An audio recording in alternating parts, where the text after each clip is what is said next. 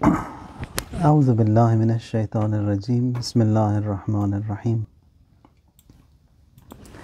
الحمد للہ رب العالمین، وصلی اللہ علی سیدنا و نبینا ابی القاسم المصطفیٰ محمد وعلی اہل بیتہ الاطیبین الطاہرین بہم نتولی ومن اعدائہم نتبرأ الی اللہ۔ اللہم کن ولیک الحجۃ ابن الحسن صلواتک علیہ وعلی آبائہ فی ہذہ الساعۃ وفی کل ساعۃ ولیا وحافظا وقائدا وناصرا ودلیلا وعینا حتی تسکنہ ارضک طوعا وتمتعہ فیہا طویلا۔ اللہم صل علی محمد وآل محمد وعجل فرجہم۔ دعا for this day, 13th of the sacred month of Ramadan۔ اللہم طہرنی فیہ من الدنس والاقذار۔ اے معبود، اس ماہ میں مجھ کو میل اور گندگی سے پاک رکھ۔ وسیرنی فیہ علی کائنات الاقدار، اور مجھے مقدر شدہ امور پر صبر عطا فرما۔ ووفقنی فیہ للتقی وصحبۃ الابرار، اور اپنی مدد کے ساتھ مجھ کو پرہیزگاری اور نیکوکاروں کے ساتھ رہنے کی توفیق دے۔ بعونک یا قرۃ عین المساکین، اے بیچاروں کی خنکی چشم۔ ایک اور خوبصورت دعا، اور اس سے پہلے کہ ہم جائیں اس موضوع پر، آج جو ہے وہ مستحب ہے دعائے مجیر پڑھی جائے۔ دعائے مجیر یہ وہ خوبصورت دعا ہے جو رسول اللہ پر خداوند متعال کی طرف سے نازل ہوئی۔ رسول اللہ مقام ابراہیم میں عبادت میں مشغول تھے، جبرائیل علیہ السلام تشریف لائے اور آ کر جو ہے انہوں نے یہ دعا جو ہے رسول اللہ کو دی اور فرمایا کہ اس دعا جو کہ سب اللہ ہی کے نام ہے، اس دعا میں جو شخص اس دعا کو جو ہے پڑھے، نہ صرف ثواب کی خاطر بلکہ انسان کو جو ہے اس دعا کے پڑھنے سے تکامل ملتا ہے، یعنی تکامل روح، اور پھر ہر عیب ہر گناہ جو انسان کے اندر ہے، اور پھر اگر اس کے گناہ اتنے زیادہ ہوں اور پھر عدد اس کی بتائی اس حدیث میں کہ جتنے بھی سنگریزے اور پتھر دریا کے یعنی سی بیڈ میں پائے جاتے ہوں، یا جتنے قطرے بارش کے برسے ہوں، اتنے اگر گناہ بھی اس کے ہوں تو وہ سارے جو ہیں وہ بخشے جائیں گے اس دعا کی برکت سے۔ تو یہ 3 دن جو ہے یہ یعنی 13، 14 اور 15، ان کی شب اور ان کا دن، انہیں کہتے ہیں کہ ایام اور لیالی بیز۔ بیز یعنی روشن، اسپلینڈر، شائنی، یعنی یہ خاص ایام ہے، یہ خاص دن ہے۔ اور پھر ان دنوں میں جو ہے آپ عبادت جو ہے اس کے مختلف اعمال بھی ہیں اور پھر دعائیں بھی جو ہیں اس میں تھوڑی سی انکریز اور انٹینسیفائی ہو جاتی ہیں، اور اس میں جو ہے سب سے زیادہ جو تاکید ہے ان سب کے ساتھ ساتھ یہی دعائیں مجیر کی بھی ہیں۔ پہلی چیز جو ہم نے آج خداوند متعال سے مانگی کہ طہرنی فیہ من الدنس والاقذار۔ دنس کہتے ہیں میل کو، اور پھر اقذار کہتے ہیں گندگی کو، یعنی یہ تمام جو برائیاں ہیں، گندگیاں ہیں، خدایا ان سب سے جو ہے ہمیں پاک کر، یعنی گناہوں سے ہمیں پاک کر۔ اور مومن جو ہے اسے ہمیشہ بہت ہی خوشبودار ہونا چاہیے۔ خوشبودار سے مراد یہ کہ گناہ جو انسان کرتا ہے، ان گناہوں کی خاطر اس کے وجود میں ایک بدبو آ جاتی ہے، اور اس بدبو کو جو ہے وہ دور کرنا ہمارا کام ہے، یعنی گناہوں کو دور کرنا، گناہوں کو دھوتے رہنا، پاک کرتے رہنا۔ اور پاک کرنے کے جو مختلف طریقے بتائے گئے، ایک توبہ کے ذریعے، دوسرا جو ہے استغفار کے ذریعے، اور پھر جو ہے اس ارادے کے ساتھ کہ دوبارہ ہم تکرار اس گناہ کو نہیں کریں گے، ریپیٹ نہیں کریں گے۔ تو یہ جو ہے مومنین کی صفات اور خواص میں سے ہے کہ وہ کانسٹنٹلی جو ہے اپنے آپ کی تطہیر میں مشغول رہتے ہیں۔ طہرنی یعنی خدایا مجھے پاک کر دے۔ اور پھر گناہوں کے پاک کرنے کا طریقہ بھی اگر ہم بتایا کہ ظاہراً کل پرسوں اس بات پر گفتگو ہوئی تھی کہ حدیث میں یہ ملتا ہے کہ انسان اگر گناہ کر بھی دے اور وہ اسے 7 گھنٹے کی جو ہے خداوند متعال مہلت دیتا ہے ان فرشتوں کو کہ اسے جو ہے لکھا نہ جائے، اگر ان 7 گھنٹوں میں وہ توبہ کرتا ہے تو توبہ کرنے کے بعد اس گناہ کو لکھا بھی نہیں جائے گا، اور اگر توبہ نہیں کی اور لکھا گیا بعد میں بھی توبہ کر لے تو خداوند متعال وہاں پر بھی فرماتا ہے کہ میں جو ہوں پھر بھی معاف کر دوں گا اسے۔ خیر یہ خداوند متعال ہے، اس کی مغفرت، اس کا کرم، اس کا رحم، اور خصوصاً اپنے بندوں کے ساتھ اس توبہ کے ذریعے۔ حنظلہ جو ہے وہ غسیل الملائکہ ہیں، یعنی ان کی جو ہے وہ شہادت ہوئی تھی، شادی ہوئی تھی، پھر وہ جو ہے وہ صبح معلوم ہوا کہ رسول اللہ جو ہے جنگ پر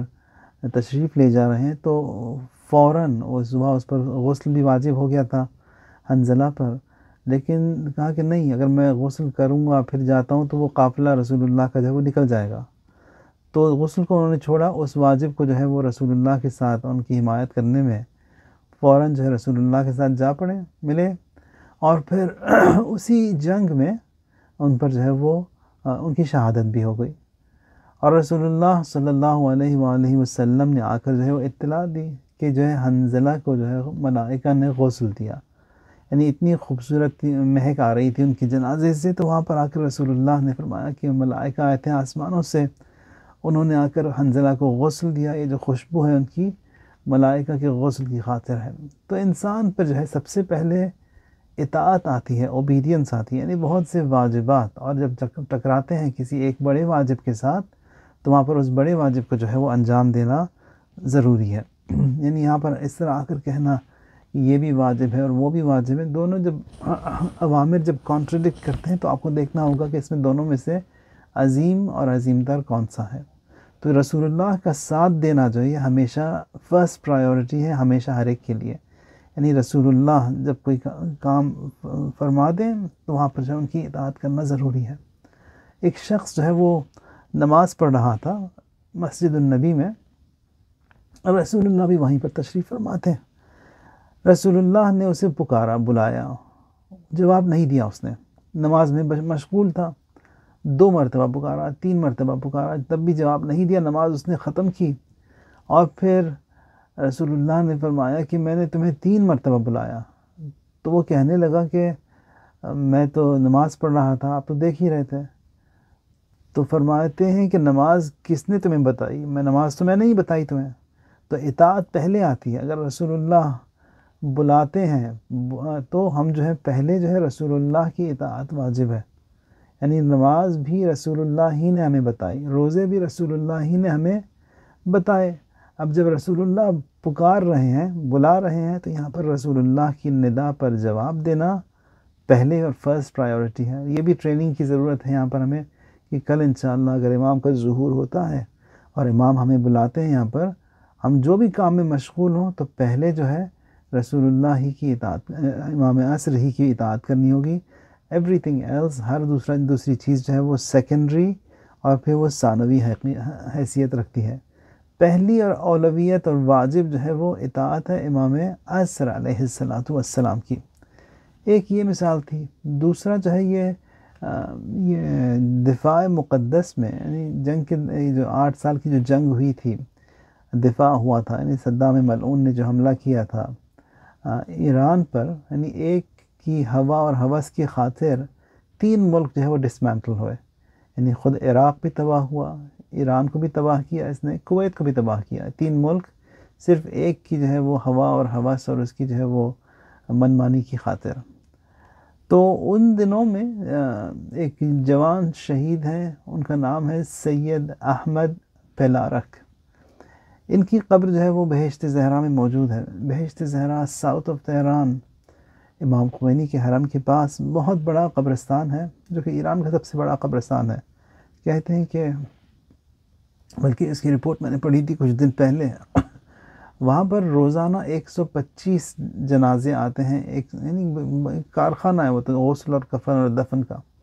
یعنی اس کووڈ سے پہلے۔ اب یہ کووڈ کے اندر کتنے آتے ہیں اس کا نہیں معلوم، کووڈ والے وہاں پر آتے بھی ہیں نہیں آتے، اس کا بھی نہیں معلوم مجھے، لیکن آرڈینری سرکمسٹانسز میں 125 جنازے ان کے یہاں ہر روز آتے ہیں وہاں پر. کہتے ہیں کہ وہاں پر جو قبر ایک ہے سید احمد پلارک کی، اور یہ وہ شہید ہے جو کہ دفاع مقدس میں ان کا کام تھا واش رومز جو کہ تھے جنگ جو محاذ پر ان کی صفائی کرنا، ان کو جو ہے مینٹین کرنا. اور جو طبیعی ہے جو شخص یہاں پر کام کرتا ہے ان جگہوں پر، اس کے بدن میں جو ہے وہ بدبو آ جاتی ہے اسی وہاں کی جو واش رومز کی تھی تو ہمیشہ جو ہے اس کے بدن میں بدبو رہتی تھی. لیکن کیونکہ وہ ڈیوٹی تھی جو دی گئی تھی ان کو، تو اسے اپنی ڈیوٹی کو جو ہے وہ بہت ہی اچھی طرح نبھاتے تھے. انہی دنوں میں جو ہے وہ عراق سے انہوں نے میزائل اٹیک کیا تھا. ایک میزائل جو یہاں پر لگا تھا، اور پھر جتنے بھی لوگ تھے وہاں پر اس بیرکس میں اسی واش روم کے آس پاس، سب کے سب جو ہے وہ شہید ہو گئے.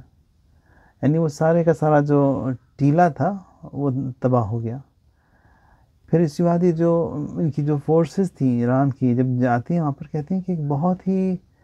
خوشبو آ رہی ہے یہاں سے گلاب کی، اور ایسی مہک جو کہ کہیں بھی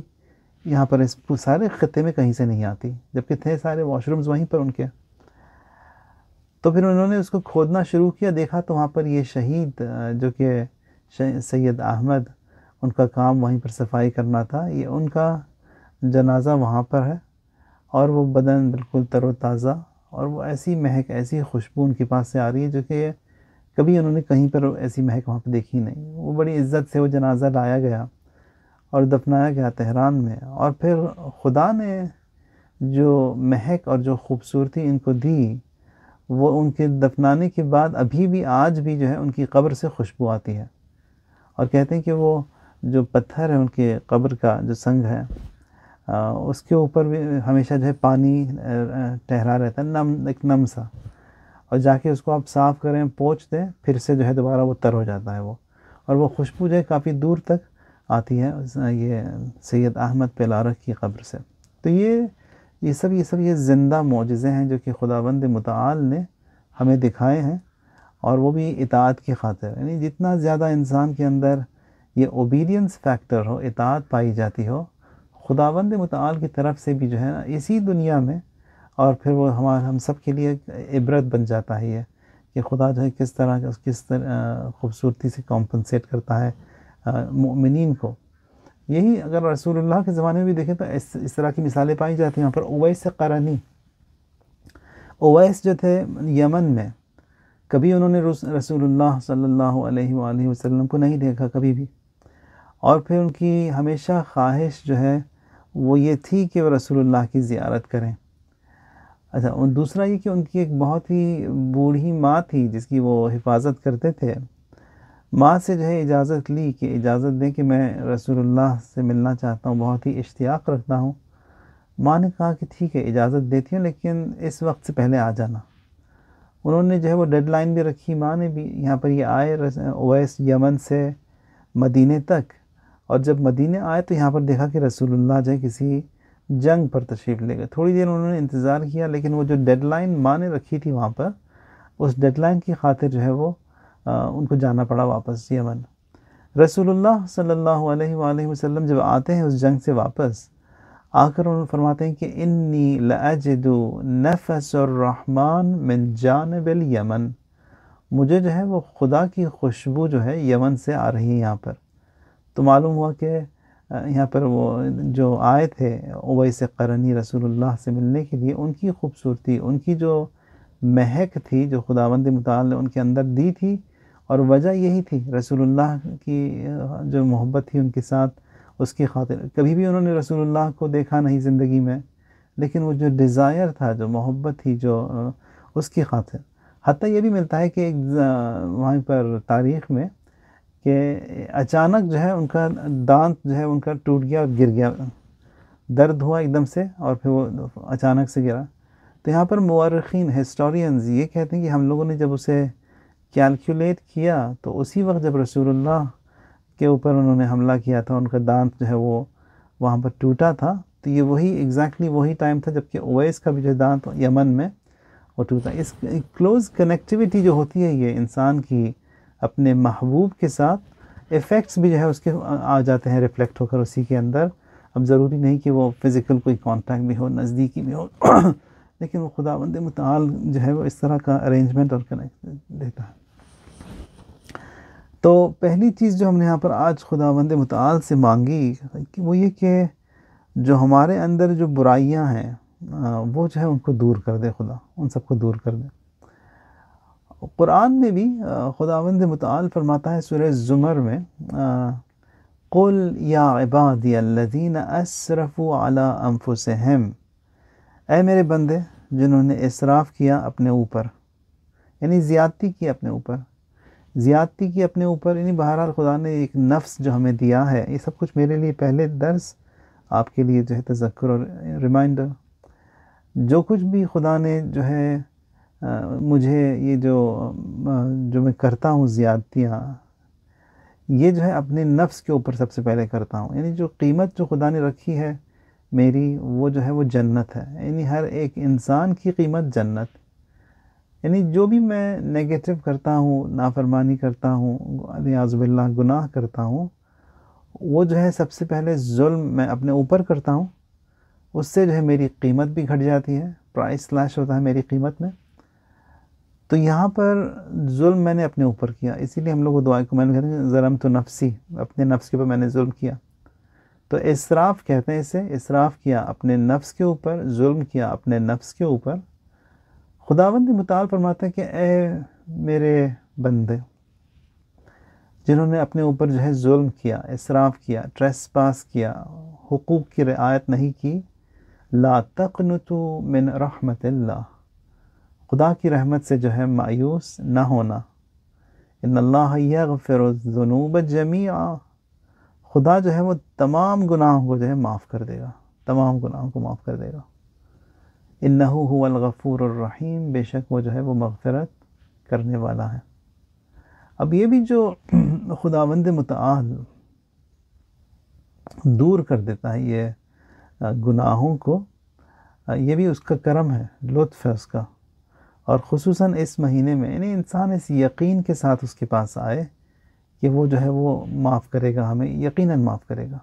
اور وہ معاف کرتا بھی ہے۔ اور آج کی دعا میں ہم نے کہا کہ کائنات الاقدار، یہ جو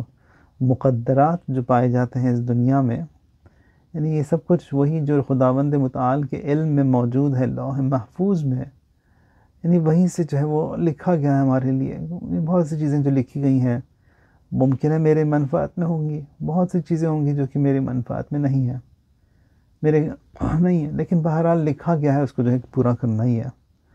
ان چیزوں میں سے ایک چیز یہ ہے کہ یہ جو آج کل طلاقیں اتنی زیادہ ہو گئی ہیں، اس کثرت سے ہو گئی ہیں، اور چھوٹے چھوٹے بہانوں پر جو ہے وہ طلاقیں لیتے ہیں لوگ۔ ایک چیز جو یہاں پر بھول جاتے ہیں وہ یہ کہ ہر طلاق میں یا ہر یہ جو فیملیز جو ٹوٹتی ہیں اور جو وجوہات جو لاتے ہیں وہ بالکل ہلکے پھلکے وجوہات، کوئی خاص وجہ بھی نہیں ہوتی اس میں، لیکن بہرحال نہیں رہنا ہے ساتھ، اور قانون بھی یہ ویسٹ کا ایسا ہی ہے کہ وہ جو ان کے حق میں فیصلہ کر دیتا ہے، ان کو حق دیتا ہے زیادہ، عورتوں کو پیسے بھی دیتا ہے، مال بھی دیتا ہے، وہ جائیداد بھی آدھی مل جاتی ہے فری میں، تو بہرحال ایک فری انکم تو ہے ہی وہاں پر۔ اب وہ شوہر جتنا بھی برا ہو، بہرحال خداوند متعال جو ہے وہ ان خواتین سے ایک آزمائش جو ہے وہ چاہتا ہے، اور جب تک کہ وہ اس آزمائش سے نہیں گزریں گی، اب وہ اس کے بعد جتنی بھی شادیاں کر لیں، وہ آزمائش تو ان کو دینی ہوگی، وہ ٹیسٹ تو ان کو دینا ہی ہوگا۔ تو بہتر یہ کہ وہ جو پہلا جو چوائس ہوتا ہے وہ بہترین چوائس ہوتا ہے، وہیں پر وہ ٹیسٹ دیں صبر کے ساتھ، تحمل کے ساتھ۔ اور یہی چیز عورتوں کے لیے بھی ہے، مردوں کے لیے بھی ہے، یعنی ممکن ہے کہ کوئی ایسی ان کو خاتون ملے یا اسپاؤس ملے جن کو برداشت کرنا جو ہے وہ آسان نہیں ہے، لیکن بہرحال جب خدا نے دیا بھی ہے تو برداشت بھی جو ہے وہ انسان کے اندر آ جاتی ہے، یعنی صبر کے ساتھ جو ہے وہ تحمل کے ساتھ برداشت بھی آ جاتا ہے۔ اور اگر وہ ایسے ہی بغیر کسی عذر کے، یعنی وہ ان کو جو ہے چھوڑ دیں، تو اس کے بعد جو بھی وہ شادی کریں گے، بہرحال وہ جو ان کی جو ایک آزمائش خدا نے رکھی تھی، وہ جو ٹیسٹ رکھا ہوا تھا، وہ تو انہوں نے ٹیسٹ پیپر دیا نہیں، اور جب تک کہ وہ ٹیسٹ پیپر دیں گے نہیں، ان کو جو ہے وہ اگلے لیول پر جو ہے وہ ان کی ایڈمیشن ہوگی نہیں۔ تو اس ایڈمیشن کے لیے، یا جابز میں بھی اسی طرح ہے، اب وہ خاتون کے لیے بھی ہو یا مرد کے لیے بھی، دونوں کے لیے ہے، یہ اپلائی کرتا ہے، یعنی جب تک کہ وہ امتحان نہیں دیں گے، اگلا پڑاؤ جو ہے وہ نہیں پار کر سکتے. They have to give that test and exam. اس کے بعد جا کر جو ہے ان کا جو اگلا ایڈمیشن ہوگا جہاں پر بھی ہوگا. ہاں بعض کیسز ہوتے ہیں جہاں پر واقعاً جو ہے وہ برداشت اور تحمل سے خارج ہو جاتا ہے، تو اس صورت میں یہ لوگ ساتھ نہیں رہ سکتے، تو وہاں پر جو ہے ان کا جدا ہونا ہی بہتر ہے. اس کے لیے خدا نے راستہ بھی رکھا ہے یہ. لیکن جو وجوہات آج کل جو لاتے ہیں بتاتے ہیں، تھوڑی سی اونچ نیچ ہو گئی تو بس ختم کر دیا، ریزالو کر دیا. تھوڑی سی اونچ نیچ نہیں، بلکہ مرحوم کاشف الغطاء کا قصہ ہے، ہمارے مراجع تقلید میں سے گزرے ہیں. یہ پچھلے تقریباً 80 سال پہلے رہتے تھے کربلا میں. بہت ہی صبور ایک شخص آیا ان کے پاس، آ کر جو ہے وہ نماز جماعت میں تھے، نماز مغرب سے پہلے، کہا کہ مجھے کچھ پیسے دو، مجھے پیسے کی ضرورت ہے. انہوں نے کہا کہ نہیں ہے میرے پاس ابھی، میں بندوبست کرتا ہوں، دے دوں گا. وہ تھا بہت ہی ایگریسو اور جو ہے وہ تلخ اور کڑک مزاج کا. فوراً جو ہے وہ تھوک دیا انہوں نے ان کے صورت پر، اس شخص نے، مانگنے والے نے. وہ مانگنے والا تھا سید. انہوں نے بھی جو ہے اسی اپنی ابا سے جو ہے اس کو تھوک کو جو ہے اپنے سارے چہرے پر مل لیا. کہا کہ یہ سید کا ہے اور یہ تبرک ہے میرے لیے. یعنی اس طرح کی ڈائنامک پرسنالٹی. پھر انہوں نے کہا کہ ٹھیک ہے تھوڑا صبر کرو، اور وہیں پر نماز مغرب انہوں نے پڑھی، اور نماز مغرب کے بعد کھڑے ہوئے محراب میں اعلان کیا کہ مہمان ہیں ہمارے پاس آج، اور مجھے کچھ پیسے کی ضرورت ہے ان کو ہدیہ دینے کی. جو کچھ بھی آپ لوگوں کے پاس ابھی موجود ہے وہ دیں تاکہ میں اس کی جو ہے وہ ان کی مدد کر سکوں. تو خود ہی جو مرجع تقلید تھے اسی جماعت میں کھڑے ہوئے، اور انہوں نے اپنی جھولی، اپنی ابا جو ہے یوں جھولی پھیلائی سب کے سامنے، اسی میں جتنے پیسے جمع ہوئے لا کر جو ہے ان کو دیے، جس نے ان کے چہرے پر تھوکا تھا. اب ان کا صبر جو تھا بہت ہی ہائی کوالٹی تھا، اور خدا نے ان کو بیوی بھی دی تھی ایک ایسی جو کہ بہت ہی بہرحال ان کی زیادہ خدمت کرتی تھی مار پیٹ کے ذریعے. تو یہ بات جو ہے وہ لیک ہوئی اور باہر آئی کمیونٹی میں، اور جو کمیونٹی میں جو بڑے بزرگ حضرات تھے ان کو معلوم ہوا کہ یہ تو ہمارے مرجع تقلید ہے اور ان کی بیوی ان کی پٹائی کرتی ہے. تو وہ آئے ڈیلیگیشن میں، 4-5 جو بڑے جو بزرگ تھے اس کمیونٹی کے، انہوں نے آ کے کہا کہ ہم نے سنا ہے کہ یہ اس طرح ہے بات. ہاں کہا کہ ہاں وہ ذرا بڑی بگ بلٹ کی ہے، میرے سے زیادہ بہرحال توانائی بگ بلٹ کی ہے، اور پھر مضبوط بھی ہے، اور پھر طاقتور بھی ہے جی، کبھی کبھار پٹائی بھی کر دیتی ہے. تو انہوں نے کہا لوگوں نے کہ یہ تو نہیں ہوگا ایسا، آپ ہمارے مرجع تقلید ہیں، یا تو اس کی آپ طلاق دے دیں اسے. انہوں نے کہا کہ طلاق تو نہیں دوں گا. تو کہا کہ میں ٹھیک ہے، ہم جو خواتین ہیں کمیونٹی میں جو بزرگ، ان سے ہم لوگ بات کرتے ہیں، وہ آ کے جو ہے سمجھائیں ان کو کہ اس طرح نہ کریں آپ کے ساتھ. انہوں نے کہا کہ اس کی بھی میں اجازت نہیں دوں گا کہ کوئی آئے اور آ کے ان سے جو ہے بات کرے. اور پھر کہتے ہیں کہ یہ جو خدا نے دی مجھے اس طرح کی بیوی، جو کہ مجھے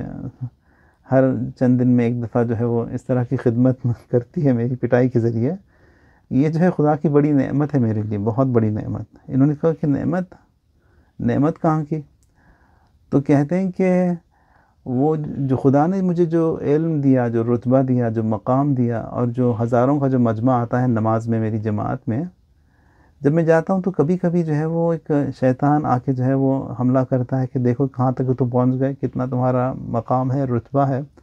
ایک غرور سا جو ہے میرے اندر آ جاتا ہے کبھی کبھی. لیکن جب وہ آتا ہے، گھر پہ آتا ہوں تو اس طرح کی میری خدمت ہوتی ہے، تو وہاں پر جو ہے مجھے پتہ چلتا ہے کہ تمہاری حقیقت یہی ہے، کچھ بھی نہیں ہو تم، کچھ بھی نہیں ہو. تاکہ وہ جو ہے غرور جو ہے بار بار وہ ٹوٹتا رہتا ہے. تو خدا جو ہے خدا نے اس طرح جو ہے وہ کمپنسیٹ کیا، وہ میرے لیے جو ہے بہت بڑی نعمت ہے. تو اس طرح کے بھی حضرات گزرے ہیں جو کہ برداشت کرتے ہیں، تحمل کرتے ہیں دونوں طرف سے. تو تحمل ضروری ہے، صبر جو ہے وہ انسان کے اندر زندگی میں ضروری ہے. یعنی جب تک کہ اس کو ذہن میں رکھیں کہ وہ جو امتحان خدا نے دیا ہے اسی بیوی یا اسی شوہر کی صورت میں، جو کہ بہرحال سخت ہے، جب تک کہ ہم اس امتحان کو پاس نہیں کریں گے آگے نہیں بڑھ سکتے. اگلی شادی ہوگی اس کے بعد تو وہاں پر بھی وہ، کیونکہ وہ امتحان پینڈنگ ہے، اسے دینا ہی ہوگا، پھر جا کے انسان آگے بڑھے گا. اور وہاں پر بھی نہیں معلوم کہ کامیاب ہوں گے یا نہیں ہوں گے. تو خدا آسان کرے، تھوڑا سا ہم سب کو جو ہے وہ عقل و فہم ہماری زیادہ کرے، صبر و تحمل بھی ہمارا زیادہ کرے، کہ ایک دم سے جو ہے ان چیزوں کو جو ہے وہ لپک کر ختم نہ کریں۔ کائنات الاقدار، یہ جو کائنات میں جو مقدرات خداوند متعال نے رکھے ہیں، یہ مقدرات کبھی ہمارے فیور میں ہوتے ہیں، کبھی جو ہے ہمارے خلاف جاتے ہیں۔ ان تمام مقدرات کو جو ہے ہم جو ہے وہ تسلیم ہو کر جو ہے خداوند متعال سے قبول کریں ان کو، اور جو ہے وہ صبر اور تحمل کے ساتھ ان سب کو جو ہے برداشت کریں۔ پھر ایک اور چیز جو بتائی یہاں پر، استغفار سے جو ہے انسان کے گناہ دھلتے ہیں، صلوات سے انسان کے گناہ دھلتے ہیں، اور پھر برائیاں انسان کی دور ہوتی ہیں۔ تلاوت قرآن سے بھی اسی طرح، یتیموں کی مدد کرنے سے، یتیم نوازی کرنے سے، کسی کو خوش کرنے سے، کسی کی مدد کرنے سے جو ہے انسان کے اندر خداوند متعال جو ہے وہ توانائیاں دیتا ہے کہ وہ برداشت کر سکے ان چیزوں کو، گناہ بھی اس کی جو ہے دھلتے رہتے ہیں۔ تو دنس اقدار، ان سب کو جو ہے خدا ہماری مدد کرے۔ وَسَيِّرْنِي فِيهِ عَلَى کائنات الاقدار، کائنات الاقدار میں جو قضاء اور قدر جو خدا نے رکھی ہے، انشاءاللہ شب قدر جب آئے گی آہستہ آہستہ اس موضوع پر جو ہے گفتگو اور بھی کریں گے۔ جو لوح محفوظ نے خدا نے ہمارے لیے لکھا ہے، اس پر جو ہے وہ ہم تسلیم رہیں، وہ صبر اور تحمل کے ساتھ جو ہے اس امتحان میں سے بھی ہم لوگ کامیاب ہوں، کیونکہ خداوند متعال خود ہی فرماتا ہے قرآن میں کئی جگہ پر، وَلَنَبْلُوَنَّكُمْ بِشَيْءٍ مِّنَ الْخَوْفِ، یعنی ہم آزمائیں گے، یعنی آزمانا تو ہے ہی، اس دنیا میں آزمانا ہے۔ آزمائش جو ہے خداوند متعال جو ہے کئی صورتوں سے کرتا ہے۔ نبلوکم یعنی ہم جو ہے ضرور تمہیں جو ہے، وَلَّا ہے، یہ لا جو ہے تاکید کے لیے آتا ہے عربی میں، وَلَنَّبْلُوَنَّكُمْ، اور پھر وَلَنَّ بھی ہے جو، یہ بھی دوبارہ ایک اور تاکید بھی ہے، دو تاکید کے ساتھ یہ ایک جملہ آیا ہے کہ ہم جو ہیں ضرور تمہاری جو ہے وہ آزمائش کریں گے، تمہیں مبتلا کریں گے۔ ابتلا سے ہے یہ، تمہیں مبتلا کریں گے۔ کس طرح مبتلا کریں گے؟ من الخوف، ڈر کے ذریعے۔ ڈر یعنی مثلا کسی ظالم کا جو ہے وہ حملہ ہو گیا، یا جو ہے آندھیاں آ گئیں، تباہیاں آ گئیں، زلزلہ آ گیا، خوف۔ والجوع، بھوک کے ذریعے، یعنی وہ حملہ ہو گیا، یعنی کھیتی فصل جو ہے وہ خراب ہو گئی، اور جو ہمیں جو ڈسمینٹل کر دیا، اب یہاں پر جو ہے وہ کھانا پانی نہیں آ رہا۔ جنگ ہو گئی، جنگ میں سینکشنز ہو گئے، سینکشنز میں کھانا پانی بند ہو گیا، کھانا جو ہے کم ہو گیا۔ من الجوع یعنی خوف، پھر جوع بھوک کے ذریعے۔ وَنَقْصٍ مِّنَ الْأَمْوَالِ، یعنی جس طرح کی سچویشنز آج ہوئی ہیں، یہ یعنی مال جو انسان کا کم ہو جائے گا، یا جاب لاس ہوگا، یا جو ہے ان کے آورز کم کر دیے، یا جو ہے پیسے کم کر دیے، یا کام نہیں ہے، یا دکان بند ہو گیا، تو یہاں پر نقص من الاموال، اموال بھی جو ہے وہ ناقص اور کم ہو جائیں گے۔ والانفس، انفس یعنی ہمارے جو چاہنے والے عزیز ہیں، ان کو جو ہے خدا ہم سے لے لے گا، یعنی موت کے ذریعے، یعنی ان کو موت آ گئی، ان کو جو ہے مار دیا، قتل کر دیا، یا کسی دھماکے میں جو ہے ختم ہو گئے۔ تو یہ سب جو ہیں یہ ابتلاعات ہیں، یعنی خداوند متعال انسان کو اس طرح جو ہے مبتلا کرتا ہے۔ بیماری کے ذریعے موت آ گئی، یا جو ہے وہ جنگ میں جو کسی کا قتل ہو گیا، کسی کا جو ہے خداوند متعال یہ مختلف حملوں میں، یا نقص من الاموال والانفس والثمرات، کھیتی میں جو ہے وہ وبا آ گئی، فصل پوری خراب ہو گئی، باغات جو ہے وہ سوکھ گئے، پانی نہیں آیا، باغ سوکھ گیا۔ تو یہاں پر یہ ثمرات یعنی کہتے ہیں فروٹ کو، تو خوف بھی ہے، بھوک بھی ہے، مال کا جانا بھی ہے، جان کا جانا بھی ہے، اور پھر فصل کا اور میوے کا اور فروٹ کا، ان کا بھی جانا ہے۔ بشر الصابرین، تو اس کمانڈ کے بعد، جو کہ اس تاکید کے بعد جو خدا فرماتا ہے کہ میں ضرور جو ہے ہم تمہیں ٹیسٹ کریں گے، اور پھر آخر میں بشر الصابرین، صابرین سے یہ کہا گیا کہ صبر کریں۔ تو صبر یہاں پر بشر واجب ہے، یہ امر ہے، امر جو خداوند متعال فرماتا ہے، امر واجب۔ بشر الصابرین، گیو گڈ نیوز، اور یہ بھی صبر کریں، یہاں پر بشارت دو صابرین کو، اور صابرین صبر بھی کریں وہاں پر۔ تو صبر کریں کس طرح؟ کہیں کہ انا للہ و انا الیہ راجعون، کہ ہم جو ہے وہ مصائب میں خدا ہی کی طرف سے آئے ہیں، خدا ہی کی طرف ہمیں لوٹ کر جانا ہے۔ تو ان مصائب کو جو ہے وہ ہمیں گزرنا ہے، ٹیسٹ کو دینا ہی ہے۔ اب وہ جیسا بھی ٹیسٹ ہے، یا تو میاں بیوی کے صورت میں ہے، یا تو جاب کی صورت میں ہے، یا تو فقر کی صورت میں ہے، یا کہ جان کے جانے میں، یعنی تو لاس آف فائنانسز، جو بھی جس طرح بھی دیکھیں، لیکن آزمائش جو ہے وہ ہر ایک کو اس آزمائش سے گزرنا ہوگا۔ اچھا، یہ لوگ جب کامیاب بھی ہوتے ہیں ان آزمائشوں میں، ٹیسٹ میں پاس ہونے کے بعد، خدا فرماتا ہے کہ اولئک علیہم صلوات من ربہم، ان پر جو ہے ان کے رب کی طرف سے جو ہے صلوات ہے، ورحمۃ واولئک هم المہتدون، یہ وہ لوگ ہیں جو کہ گائیڈڈ ہیں، جو کہ ہدایت یافتہ ہیں۔ تو صبر ضروری ہے یہاں پر، یعنی اگر ہم ان مشکلات میں صبر کرتے ہیں تو ہم ہدایت یافتہ ہیں، ہدایت شدہ ہیں، تو ہمیں جو ہے بشارت بھی آئے گی وہیں سے کہ ہاں تم کامیاب ہو گئے۔ بہت ہیں لوگ، بہت سے گزرے ہیں اس کائنات میں جو صبر کے ذریعے، تحمل کے ذریعے انہوں نے برداشت کیا۔ بہرحال یہ کائنات جو ہے، یہ عالم جو ہے یہ حرکت کی طرف جا رہا ہے۔ یہ ایسا بھی نہیں کہ اگر کسی کی زندگی میں کوئی پریشانی آئی ہے تو پریشانی ہمیشہ رہے گی، نہیں، پریشانی ہمیشہ نہیں رہے گی۔ اگر کوئی الیاذ باللہ کوئی گھٹیا جو ہے وہ اسپاؤس ملا ہے، یا شوہر کی صورت میں یا بیوی کی صورت میں، تو یہ بھی جو ہے پرماننٹلی نہیں ہوتا، یہ ایک حد تک ہی ہوتا ہے، پھر اس کے بعد وہ دونوں کے اندر تحمل آ جاتا ہے، برداشت آ جاتا ہے، اور پھر جو ہے ایک دوسرے کو برداشت کر ہی لیتے ہیں، وہ جو بھی ہوتا ہے۔ لیکن بہرحال یہ بھی جو ہے وہ گزر ہی جاتا ہے،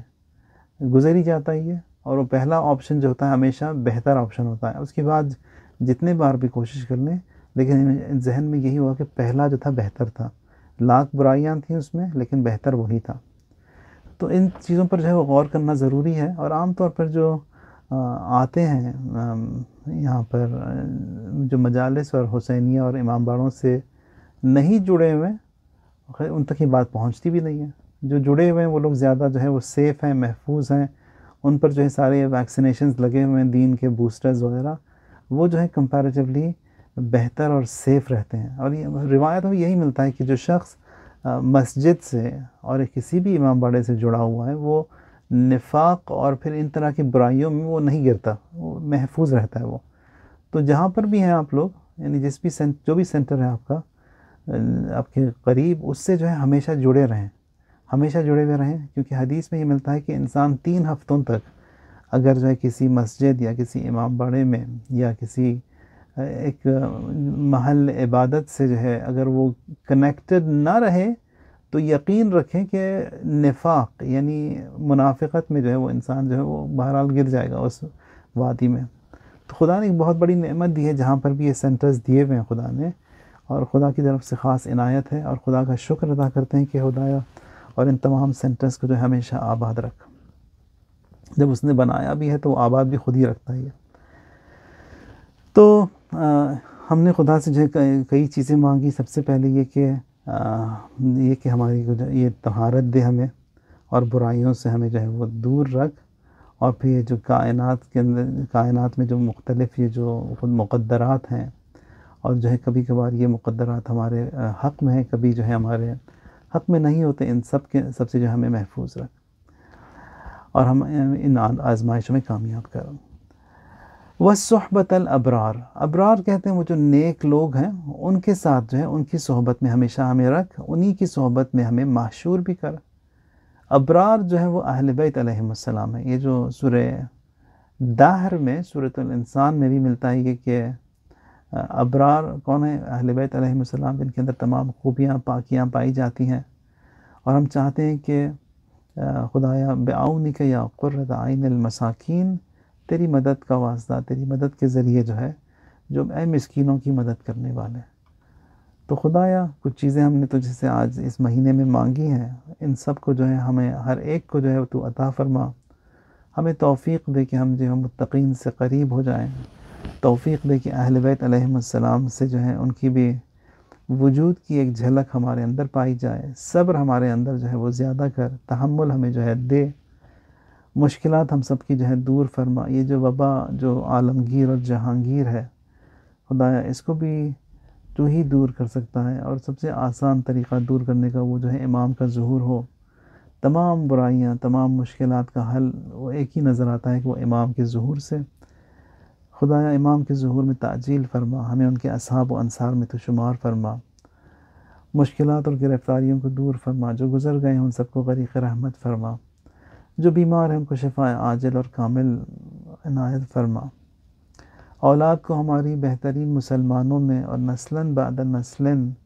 رسول اللہ کے چاہنے والے ماننے والے ان میں سے تو شمار کر، وعجل فی فرج مولانا صاحب الزمان، اللہم صلی علی محمد وآل محمد وعجل فرجہم۔